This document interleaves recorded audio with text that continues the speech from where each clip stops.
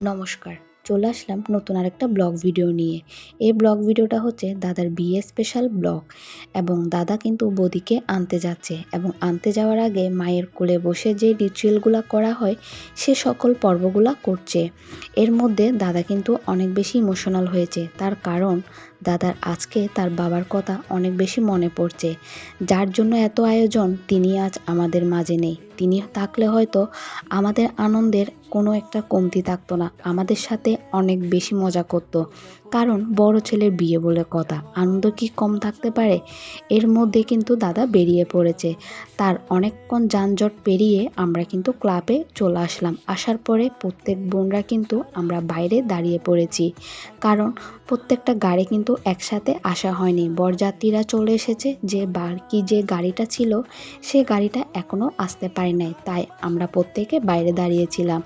এর মধ্যে অনেকে কিন্তু অনেকগুলা বাজি এনেছে, কিন্তু কেউ একটা বাজিও ফুটাতে পারেনি। তার কারণ যেহেতু ক্লাবের যে রিচুয়ালগুলো থাকে, তাই আমরা সেটার বাইরে যেতে পারিনি। এর মধ্যে দাদা এখন ক্লাবে প্রবেশ করবে, তাই সবাই বিভিন্ন কালারিং স্মোক নিয়ে অনেক বেশি এক্সাইটেড। আমরা কিন্তু দাদার বিয়ে নিয়ে অনেক কিন্তু মজা ছিল এবং আমাদের যে এন্ট্রি ডান্স ছিল সেটা কিন্তু সেরা হয়েছে, সবাই অনেক বেশি মজা করেছি। তারপরে তার শাশুড়ি মা এসে ওনাকে বরণ করেছে।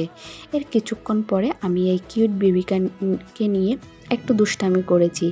সে কিন্তু এঙ্গেজমেন্টে এসেছিল। আর কিছুক্ষণ পরে দাদা কিন্তু বিয়েতে বসে গিয়েছে। যেহেতু 9টা 9:30 লগ্ন পেয়েছে, তাই খুব একটা দেরি না করে দাদা কিন্তু বিয়েতে বসে পড়েছে। আমরাও তার পাশে বসেছি। হঠাৎ করে দেখতে পেয়েছি পাশে কিন্তু পায়েল। তার এমন চেহারা দেখে আমার থেকে খুব বেশি খারাপ লেগেছে, তার কারণ তার থেকে নাকি খিদা লেগেছে। তাই আমরা সকল রাক্ষস গ্রুপরা একসাথে বসে গিয়েছি, খেতে বসেছি, কিন্তু দাদার বিয়ে চলে গিয়েছে। মালা বদলের যে পর্বটা ছিল সে পর্বটা আমরা মিস করেছি। শেষ পর্যন্ত গিয়ে এইতটুকু পেয়েছি। এভাবে করে আমরা অনেক মজা করেছি এবং বিয়েতে আমরা অনেক আনন্দ করেছি। হয়তো আমার বাবু থাকলে আরও বেশি মজা হতো। যাই হোক, এ পর্যন্ত সবাই ভালো থাকবেন এবং সুস্থ থাকবেন। তাদের প্রত্যেকের জন্য অনেক অনেক বেশি আশীর্বাদ করবেন।